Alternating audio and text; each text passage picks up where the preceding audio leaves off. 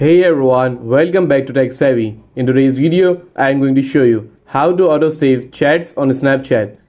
This feature is very useful if you want to keep track of important conversations without manually saving each message. So let's dive right in.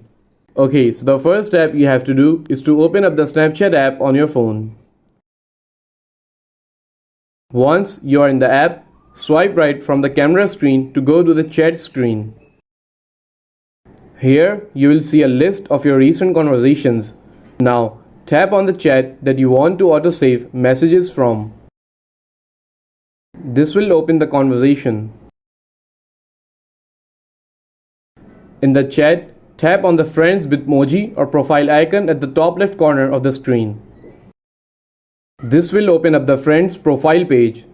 On the Friends profile page, tap on the three dots at the top right corner of the screen. From the drop-down menu, tap on Chat and Notification Settings. Here, you will see an option labeled Delete Chats.